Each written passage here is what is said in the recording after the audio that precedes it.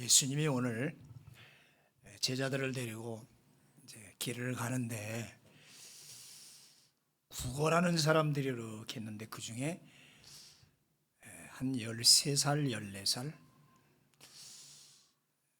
13살이면 유대 나라에서는 성인식을 해줘요. 너는 이제 너 스스로가 판단할 수 있고 이제 모든 것을 할 수 있다. 너는 이제 지금부터 어른이 시작된다 해서 아주 큰 잔치를 베풀어줘요. 13살이 되면.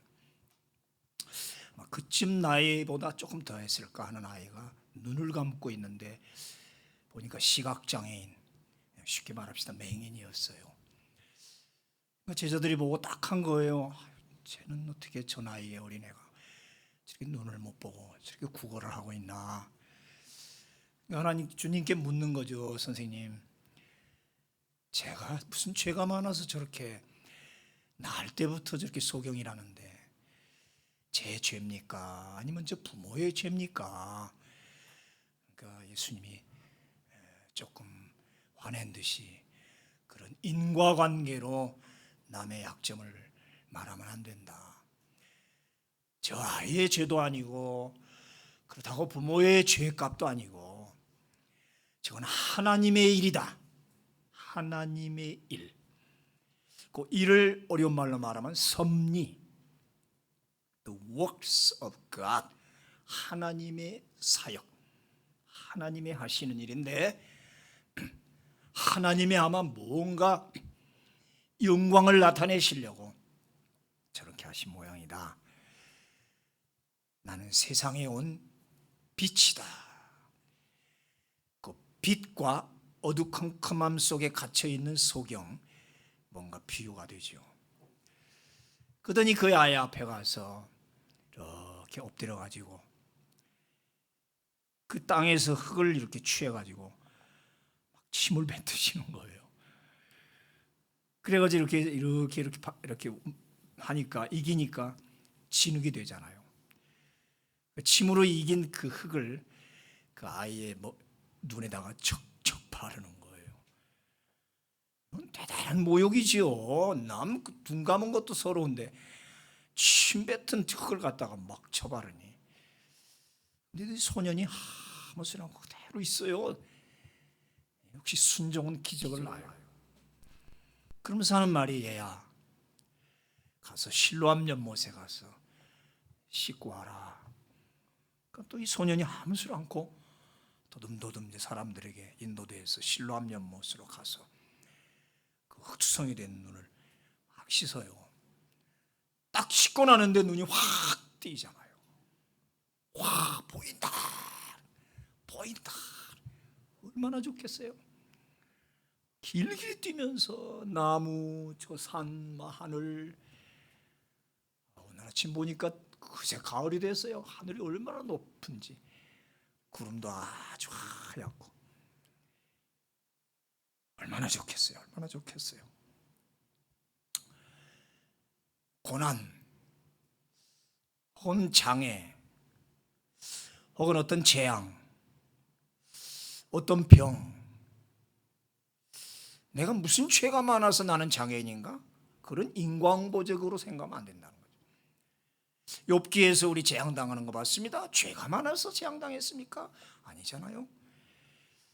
내가 왜 나만 걸리는 암병이 걸렸을까? 죄가 많아서? No. 하나님의 일을 나타내고자 함이라. 그렇기 때문에 세상 사람들의, 특히 유대인의 이 병이나 재앙의 개념은 항상 인과응보적이에요. 그 사람이 죄 때문에 장애인이 됐다. 그게 이제 꽉 박혀있어요, 유대인에게는. 그러나 우리 기독교 신앙 안에서 모든 고난은 복음적이다. 그것이 자기 죄로 말미암는 것인지 실수로 말미암는 것인지 아니면 어떤 깊은 미래적인 뜻이 있든지 간에 이것은 하나님의 뜻이고 하나님의 섭리다는 거죠. 하나님이 하시는 일이다.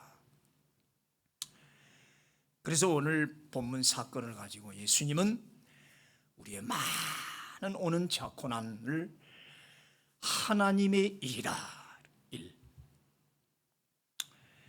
이 소년의 고난을 가지고 제자들은 왈가왈부 이러쿵저러쿵 말이 많듯이 우리 세상 사람들도 자꾸 그래요. 자꾸 누가 무슨 뭘 당하면 저 사람 또 무슨 죄를 짓고 뭘 잘못해서 저랬을까.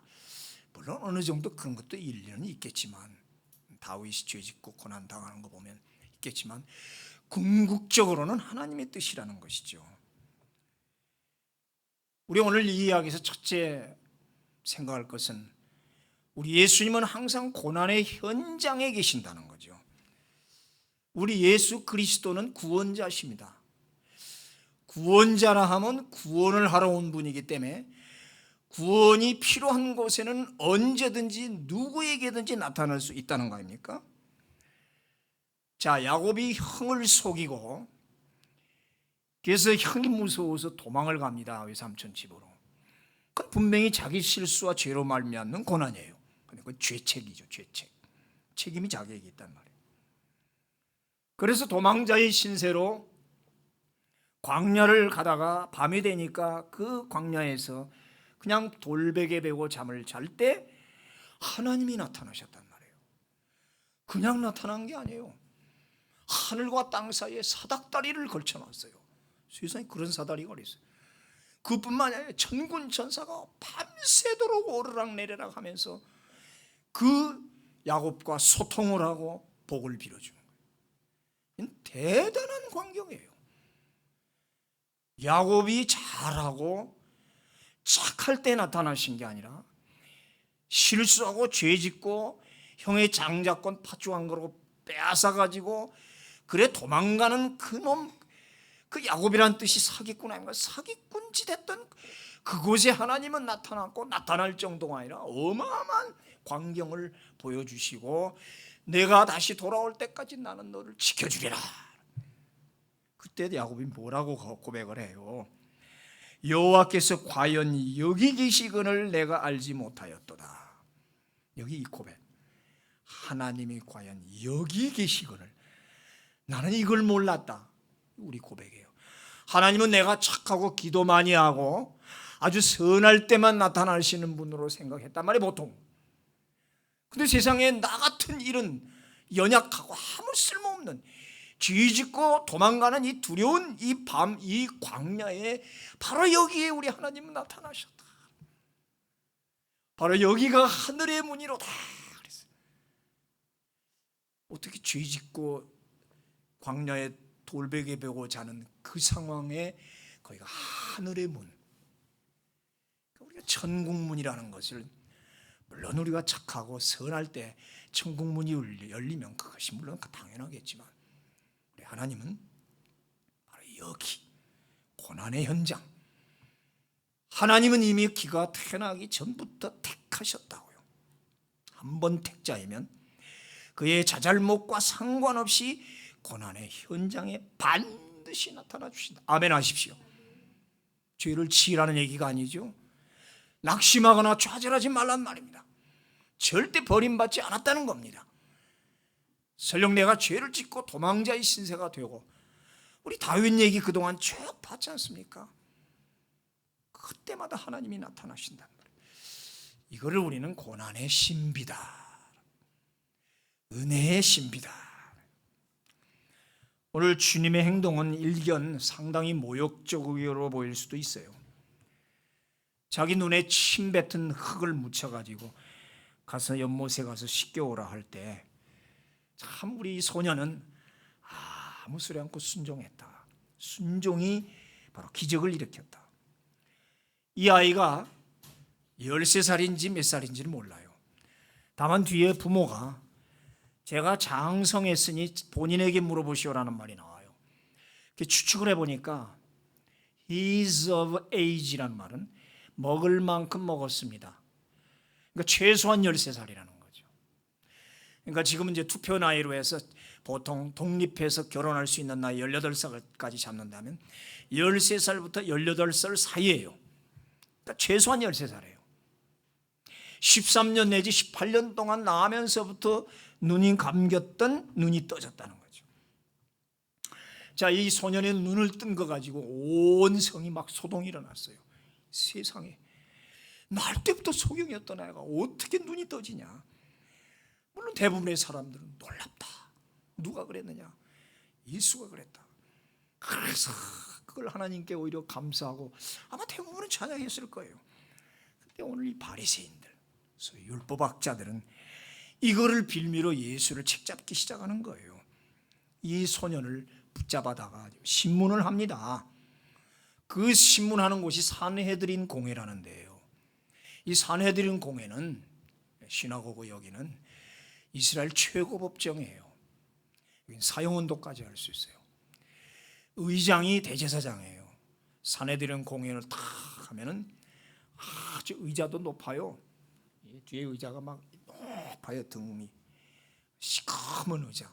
구라파에 가면 큰 교회당 성당 같은 데 가면 그런 의자가 많아요. 그런 의자가 70개가 팽 둘러 있어요. 그리고 죄인은 맨 가운데 세운다고요. 그리고 여기 의장 대제사장이 이제 의장이에요. 그러니까 대제사장 의장과 70명 하면 도합 71명이 산헤드린 공회 경호원, 즉 대법관들이에요.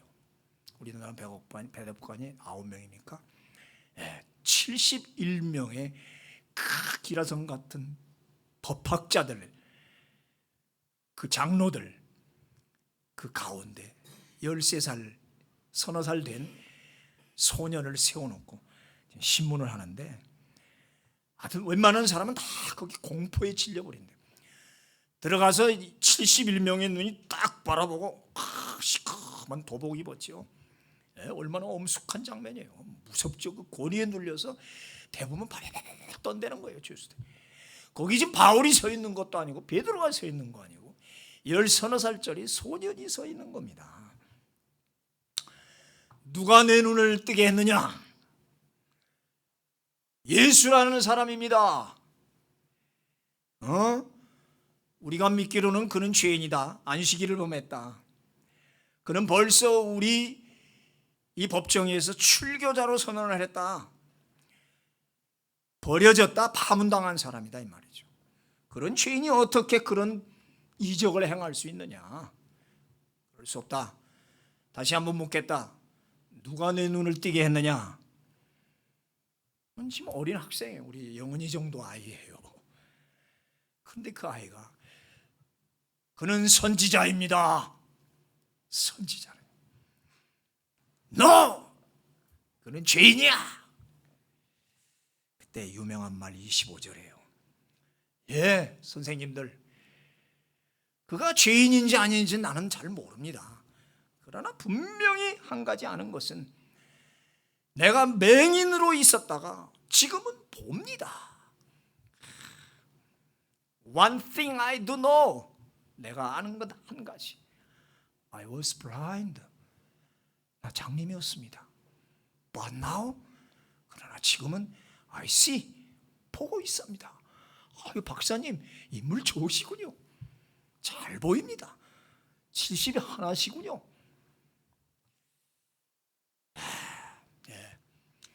그는 분명히 he is blind. 장님이었어요. 그것은 그 부모가 알고 길거리 모든 사람이 알아요. 다 알아요. 그거는 사실이라는 거죠. 그런데 지금 눈을 떴어요. 이것도 사실이에요.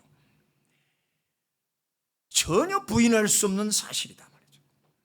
근데 그 사실을 사실이 아닌 것처럼 말하라고 윽박지르는 이 바리새인을 보면서 우리는 소위 지성이란 무엇일까? 도대체 안다는 게 뭘고 배웠다는 게 뭐고 학자가 뭐고 박사가 뭘까를 한번 생각해요. 참 씁쓸해요. 당대 최고의 학자들이 저 무식한 횡포와 저 불법의 재판 과정을 우리는 지금 방청하고 있는 셈입니다. 어떻게 십몇 년 동안 분명히 눈을 감았다가 떴는데 그거를 아니라고 자꾸 윽박지르면 어떡하라는 거예요. 이걸. 이 소년의 굽히지 않는 당당함에 당황한 그리고 분노한 율법학자들은 그 친구를 내쫓고는 부모를 불러오시오. 그래서 그 부모가 불려왔어요.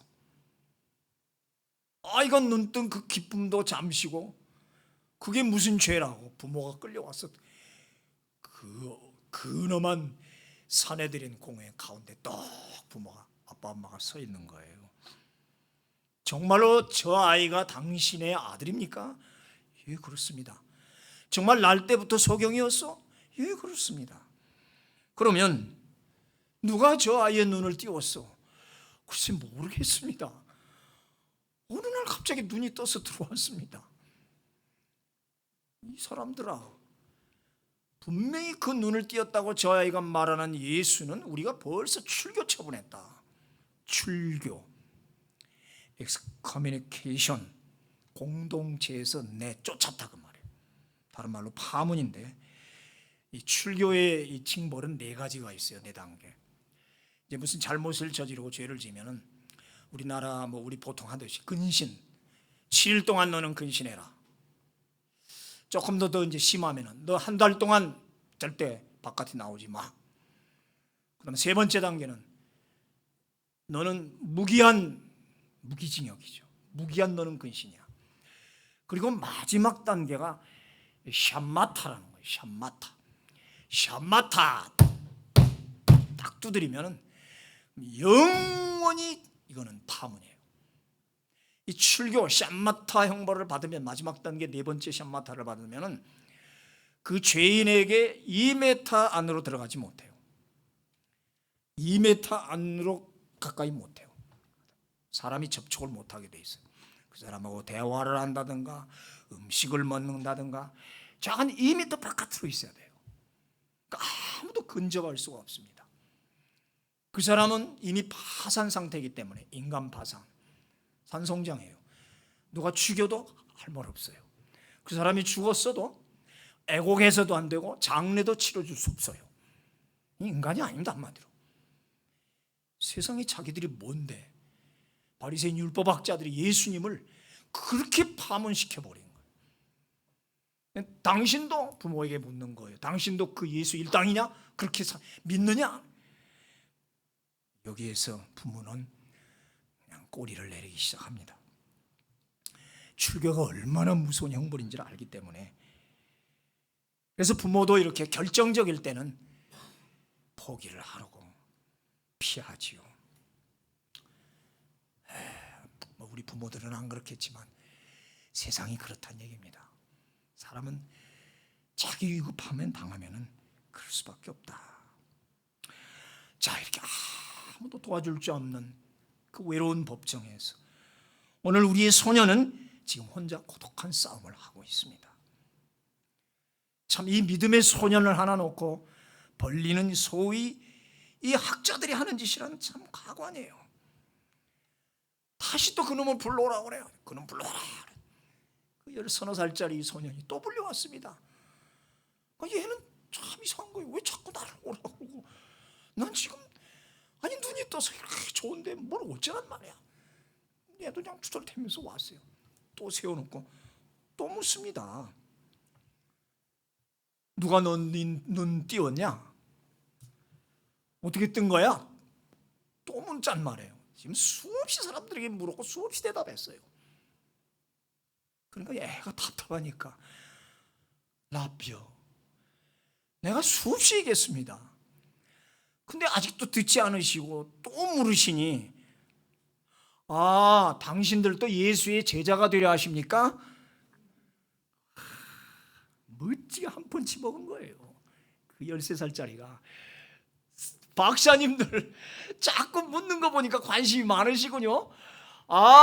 예수님의 제자가 되려고 물으시는군요. 한 펀치 콱 먹은 거지. 생각해보라고.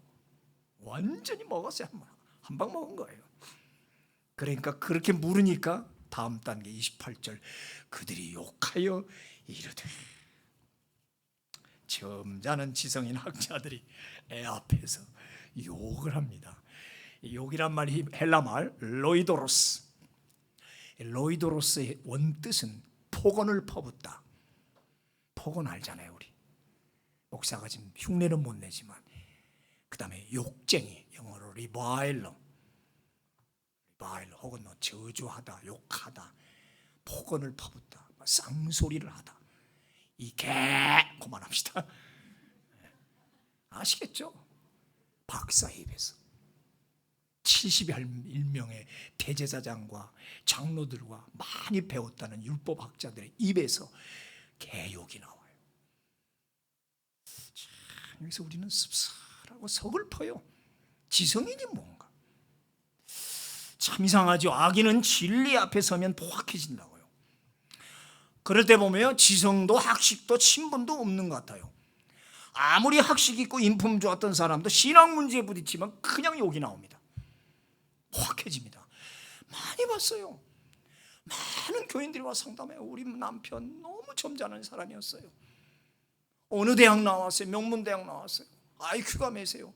지금 회사의 중력이에요. 그런데 막 욕을 하고 막 편대는 거 때린다는 거.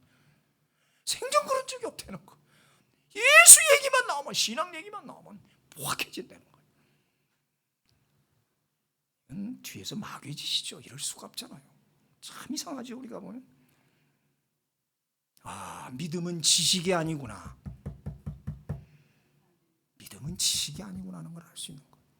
인품이 아니구나. 신앙의 문제의 인품과 학식과 지위 신분을 논할 문제가 아니라는 걸 우리는 보여줘요.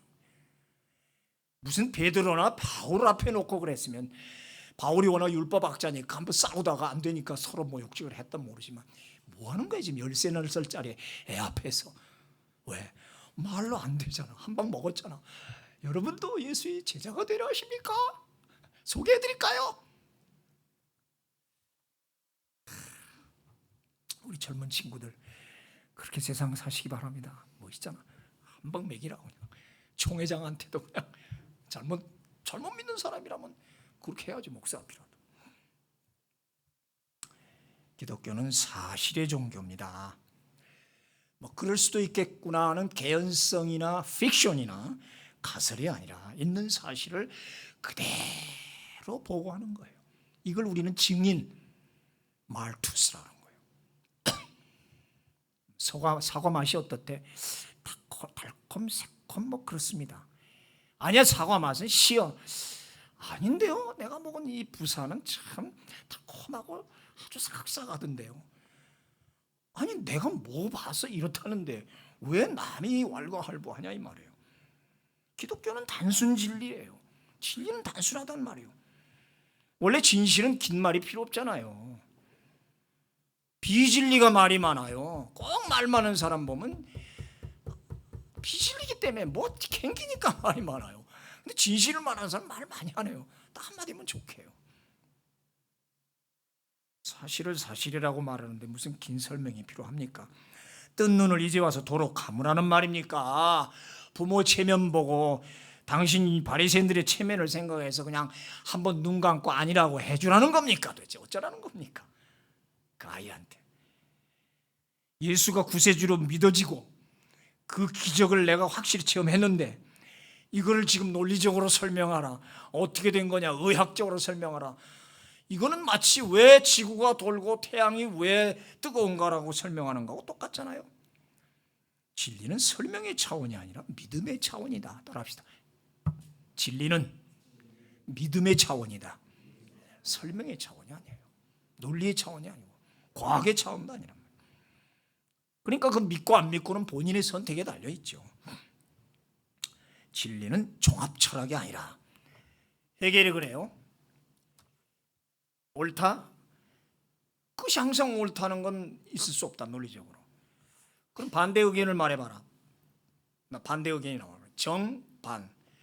정과 반을 종합해서 어떤 결론에 도출해서 합. 정반 합의 논리로 가는 거예요. 세상은 다 그래요. 기승전결로. 그런 해겔이 말하는 변증법도 아니고 균화법도 아니에요. 진리는 선언이에요. 예수는 그리스도시다. 아멘. 거기에 무슨 증거를 대라는 거예요? 예수님은 하나님의 아들이시야. 아멘. 그러면 되는 거예요. 그러면 신분증 내놔봐라. 하나님한테 가서 인감증명 떼와라. 지금 예수님이 어떤 분인지 음성만 들었지 얼굴이 어떻게 생긴지도 몰라. 이 친구는 그 앞에서 무슨 증거를 대란 말이에요. 진리는 선언이다. 가라사대 빛이 있으라. 빛이 있었고 가라사대. 이런 선언이 어느 학자나 어느 명사에게 인증을 받든지 아니 받든지 진리는 자기 길을 가요. 우리가 믿는 기독교가 그런 거예요. 어느 유명한 스승이, 어느 유명한 법학자가, 우리 헌법학자가, 아주 훌륭하신 어떤 박사님이, 어떤 권력자가 그렇게 말한다고 그렇게 해서 진리가 되고 안 되고 하는 그런 사람에게 휘둘림 받는 게 진리가 아니에요. 그래서 진리의 길은 외롭다는 거예요. 그래서 진리의 길은 좁다고 그랬잖아요. 왜? 사람에게 인정을 받을 필요가 없기 때문에. 그래서 핍박을 당한단 말이에요. 그저께 롯데에 그 참 귀하신 분이 자살을 했어요. 이 장로님이란 분이. 참 제가 존경하는 박정순 목사님의 충신교회 원로 장로예요. 눈물이 나면서도 화가 나는 거예요. 왜 그러세요, 장로님? 그래도 그 충신교회만 얼마나 좋은 교회고 얼마나 훌륭한 목사님한테 평생 배웠고 거기서 기둥 장로였던 분이 왜 그런 짓을 하셨습니까? 이해한다고요? 그럴 수밖에 없었다고요? 어떤 말로도 어떤 변명으로도 자살은 변명이 안 됩니다. 우리 예수님은 그 생명, 그 목숨을 우리에게 살려주려고 당신이 죽으셨어요. 예수님이 죽으시고 우리에게 제공하신 그 생명을 내 마음대로 끊을 수가 없습니다. 무슨 이해할 만하고 오죽하면이란 말이 감정이 아닙니다. 진리는 생명은 감정의 일이 아니에요. 구원은 우리 정서의 일이 아니란 말이에요. 잘못을 했으면 고난을 당하고 많은 사람들이 지금도 1000만 번 죽고 싶고 목사도 조용기 목사님도 옛날에 개척해놓은 거 너무 힘들어서 저 5층 가서 뛰어내리려고 그랬다고 그러잖아요. 그렇게 1000만 번 죽고 싶어도 내 하나님 그 진리 하나를 사수하게 해서 그 하나님 말씀 하나 내게 주신 고귀한 생명 그거 내 마음대로 할 수 없다는 그거 하나 그거 지키려고 이 고난을 받으면서 여기까지 살아고 수많은 병을 알아가면서 죽을 고비를 여러 번 넘겨가면서도 저도 그 중에 하나거든요. 이 지켜오는데 죽음 하나로 깨끗이 끝내요? 그럼 모든 게 끝내요? 그럴 수도 있겠죠. 장로님은 예수님을 위해서 의리를 지킨 게 아니라 회장님을 위해서 사셨군요. 회장님을 위해서 사셨군요. 사무라이 정신입니까? 예수님을 위해서 오직 마지막까지 사셔야죠. 그 나이에 감옥 갈까 두려웠어요. 감옥 가는 거죠. 잘못했으면 벌을 받고 억울하고 고통스러운 길 가면서도 하나님의 해결해 줄 걸 믿고 가야지. 지금 몇 명의 장로들이 죽었는지 몰라요. 죄송합니다. 내가 뭘 확증을 해서 말한다기보다 너무 속이 상하는 거예요. 그 후배 따라가는 우리 많은 연약한 교인들을 어떡하라고. 그냥 자살로 죽음으로써 다 모든 문제는 덮어버리고 그냥 그걸로 끝해버리겠다고요. 그럴 수가 없죠. 그럴 수가 없죠. 자기의 책임을 다해야죠. 죄송합니다. 기독교는 여러 증명 가지고 믿어지는 종교가 아니다. 한 가지 사실만 가지고도 얼마든지 믿고 확신할 수 있는 종교다. 그래서 믿음의 세계는 허상도 아니고 환상이 아니라 히브리서 말대로 믿음은 바라는 것들의 증거라. 실상이라고 그랬어요. 우리 존 뉴턴 목사는 얼마나 죽을 고비를 많이 넘겼어요. 밑바닥가에 내려가다가 나중에는 노예선 들어가서 노예선에 배 젓는 사람이었어요. 그걸 둘러스라고 그래. 종 노예선에서 배 젓는 거 우리 배너 영화 봤잖아요. 가장 천한 직업이고 그건 그러다 죽습니다. 쇠사슬에 묶여서 그냥 젓다가 죽는 거예요. 그런 노예선에서 조금 있다가 조금 나아져서 그 사람 노예 팔아먹는 그 직업을 나중에 해서 돈도 벌었어요. 그러다가 하나님한테 매를 맞고 돌아왔잖아요. 목사가 됐죠. 그래서 그가 찬송가 305장을 지은 거 아닙니까? 그 유명한 Amazing Grace. Amazing Grace. I was lost. 내가 옛날엔 다 잊어버렸다. But now I am found. 나는 지금 다 찾았다. Was blind, but now I see. I was blind, but now I see. 바로 이 9장 25절 요한복음을 놓고 이제 그 어메이징 그레이스를 작사했지 않습니까? 그렇죠? 얼마나 놀라운 은혜예요. 내가 옛날에는 어두컴컴한 속에 소경처럼 살았는데 지금 예수를 만나고 천빛을 받아서 이렇게 눈이 밝아지고 새로운 세상을 체험하고 간단 말이에요. 공회로부터 쫓겨난 소녀는 이제 출교자 신분이 됐습니다. 아무도 그를 거들떠보지 않고 피했습니다.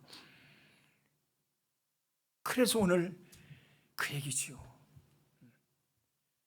욕을 하면서 너는 그네의 제자지만 우리는 모세의 제자다. 이상합니다, 선생님들. 죄인으로서 하나님 말을 들은 적이 없고 하나님이 경건한 자와 그를 따르는 자에게 이런 놀라운 일을 베푼다는데 어떻게 그렇게 당신들이 흉악한 죄인이라고 하는 사람이 내 눈을 띄울 수가 있는지요? 도대체 이해가 안 됩니다. 창세 이후로 나면서부터 맹인이었던 자가 눈 떴다는 얘기 나는 못 들었습니다. 그러나 나는 된 겁니다. 이 사람은 분명히 하나님께로부터 왔습니다. 하나님께로 오시지 않고서는 이런 일이 어떻게 있겠습니까? 이야, 이 13살짜리 애가 그 기라상 같은 박사에게 논리적으로 말하잖아요. 논리잖아요, 이것도. 그러니까 또 할 말이 없잖아요. 그러니까 뭐는 내가 온전히 죄 가운데서 나서 우리를 가르치느냐. 이 말 원문을 보면 이 죄로 똘똘 뭉쳐서 태어난 놈아. 죄로 뭉쳐서 죄덩어리로 태어난 놈아 그 말이에요. 너는 날 때보다 죄에 팍 파묻혀서 난 놈이야. 너 같은 놈이 감히 어디 우리를 능멸하려느냐, 우리를 가르치려고 그러냐, 저놈을 내쫓아. 그 자리에서 샴마타, 영원 출교. 저놈은 누가 죽여도 할 말 없다. 죽어도 애곡도 하지 말고 장로도 치러지지 마라. 이게 세상 법정입니다. 세상도 아니야 지금. 율법의 횡포, 율법의 결과가 이래요. 이런 사람이 역시 예수님도 당연히 십자가에 죽이죠. 그리고 출교당해서 집어 던져버려서 바깥으로 이 길거리에 탁 꼬부라져서 그리고 울고 있는데 예수님이 또 오잖아요. 우리 예수님은 항상 고난의 현장에 오세요. 길에서 소경되어서 구걸할 때도 오셔서 그렇게 진흙발라 연못새가 씻고 오라고 그래서 내 눈을 띄워줬고, 이제 내가 버림당해서 아무도 거들떠보던 출교자의 신분으로 샴마타 벌을 받고 있을 때 역시 그분은 오셨단 말이에요. 얘야, 이렇게 울고 있니? 내가 인자를 믿느냐? 인자라는 말은 하나님의 아들에 대한 별칭이에요. 하나님의 아들 인자라고 그렇게 표현을 해요. Son of God, 네가 하나님의 아들을 믿느냐? 선생님, 그분이 누구시죠? 말씀해 주세요. 제가 그분을 믿겠습니다. 너는 이미 그를 보았느니라. 너는 그분과 지금 말을 하고 있다. 내가 그니라. I am he. 얘는 모르죠. 눈 감았을 때 만났으니까. 그러니까 여기 지금 너와 말하는 내가 그 말은 너 내 음성을 모르겠니? 그 말이에요. 그러니까 음성은 알지요. 눈 감았을 때 음성은 들었으니까. 그러나 얼굴은 모르는데 지금 본 거예요. 당신이시군요. 당신이 바로 그 예수님, 내게 그렇게 하셨던 분이군요. 그 말이에요. 내 음성을 모르겠니? 알지요. 주여, 내가 믿습니다. 다 엎드려 경배를 하고 하나님을 찬양하죠. 여러분, 믿음에는 여러 증거가 필요 없어요. 한 가지로 충분합니다. 오늘 제목이. 눈을 뜬 한 가지로 사실로 충분했어요. 이 믿음은, 기독교는 한 가지 증거만으로 완전하다. 믿는 자는 하나로도 만족하지만 못 믿는 자는 100가지 1000가지를 들이대도 안 믿어요. 믿음 사건은 간단한 거예요, 여러분들. 한 가지로 충분하다는 거예요. 그 한 가지 믿는 그 확신으로 평생을 가는, 이것이 진짜 신앙입니다. 아멘. 많은 체험, 하나님 또 보여주세요. 오늘도 보여, 내일 또 보여달라고. 그렇게 보여줬는데도 또 뭘 보여달라고 그러고 체험해달라고. 아니에요. 진짜 신앙은 딱 한 가지만 딱 확신을 줘도 그 한 가지가 평생 간다고요. 자꾸 기도원 쫓아다니고 자꾸 누구한테 물으려고 그러고, 주여 오늘 전 뭐 좀 보여주십시오. 왜 이러냐고요. 한 가지만으로도 충분합니다. 백두산에 호랑이를 보았다. 발자국을 봤고 털을 봤어요. 멀리서 지나가는 거 봤어요. 증거를 대려. 이 발자국 봐라, 털을 봐라. 안 믿는 사람, 믿는 사람은 그거 하고 탁 믿어요. 근데 안 믿는 사람은 이건 뭐 다른 발자국일 수도 있지. 털 도는 데서 날라온 걸 거야. 네가 본 거 환상이야. 그럼 없다는 증거를 한번 대봐라. 그 사람은 평생 돌아다녀야 돼요. 안 믿는 사람은 아니라는 증거를 위해서 백두산을 다 뒤져야 되고 동굴은 다 찾아내서 없다는 걸 들이대려면 못해요. 평생을 해도 못해요. 무슨 말인지 알죠? 믿는 사람은 한 가지면 딱 믿어져요. 근데 안 믿는 사람은 그 아니라는 사실을 다 증거해야 돼요. 내가 다 돌아다녔는데 너 여기 동쪽에 있을 때 호랑이가 서쪽에 있을 수도 있잖아. 맞죠? 완벽하게 증거를 들이대요. 없다는 거를. 그러니까 믿는 사람은 간단하다니까요. 한 가지 사실만 딱 박히면 아멘 하면 그걸로 끝나요. 평생 가요. 그런 신앙이 되기를 축원합니다, 여러분. 이제 소녀는 그 한 맺힌 눈을 떴고 주님이 함께 계시니 아무 걱정이 없죠. 이제는 자신이 있어요. 눈 감은 채로 10여 년을 살았는데 이제 눈은 똑바로 뜨고 못할 일이 어디 있고 무서운 게 어디 있어요. 쫓겨나도 괜찮고 외로워도 괜찮고, 아니 죽어도 여한이 없어요. 그렇죠? 뭐가 두려워요 이제는. 그 두렵지 않은 게 벌써 71명의 율법학자 앞에 당당했잖아요. 그의 말은 사실이었고 진실이었고 그리고 논리적이었잖아요. 하나님은 경건한 자의 말을 들으시니 경건한 자가 아닌데 어떻게 내 눈을 이렇게 띄울 수가 있겠습니까? 여러분도 그분의 제자가 되어 보시렵니까? 내 눈을 띄워주고 내가 외로울 때마다, 버려질 때마다 내 현장에 와서 나와 함께 곁에 계셔 주신 그 주님 한 분으로 나는 충분하다. 필요할 때 나타나시는 그 주님 한 분으로 나는 충분하다. 눈뜸을 당한 이 한 가지 사실로 나는 충분하다. 여러분, 많은 거 필요 없어요. 내가 옛날엔 죄인이었는데 오늘 구원받은 그 한 가지로 나는 충분해요. 아멘. 내가 옛날엔 다 죽어갔는데 지금 병 나은 그 한 가지로 나는 충분해요. 저는 그 한 가지로 충분해요. 그래서 엑스레이 찍으면 확연히 드러나요. 그 한 가지만 가지고 나는 얼마든지 믿을 수 있어요. 뭐 다른 것도 있지만 내가 과거에 어떻게 살았는데 지금은 아이들하고 이만큼 축복받고 삽니다. 이거 한 가지만으로도 되는 거예요. 믿는 데는 많은 증거가 필요 없다. 한 가지면 충분하다. 우리 엄마 음식 솜씨 반찬 많은 거 가지고 필요 없다고요. 우리 엄마 된장찌개 하나만 딱 못 보면 알아요. 그죠? 10가지 100가지일 때도 안 믿는 놈은 안 믿는데 나는 알아요. 된장찌개 밥하는 거 하나 딱 먹어보면 엄마 솜씨야, 최고야. 무슨 말은 뭐 많이 필요해요. 너희 아버지 진짜 아버지야? 믿습니다. 증거 대봐. 그걸 맨날 뭐 아무리 증거를 대도 내가 어떻게 알아요? 내가 뭐 이제 태어날 때 봤어요, 아버지 엄마를. 나는 믿잖아요. 그럼 믿음으로 어떻게 증거하는 거예요? 그건 주민등록증이래요. 뭐 사진으로 되는 거예요. 믿음의 세계라는 게 그래. 그런데도 그것이 확신한 실상이고 증거, substance and evidence란 말이에요. I was blind, but now I see. 한 가지만으로 충분합니다. 아멘. 기도합시다.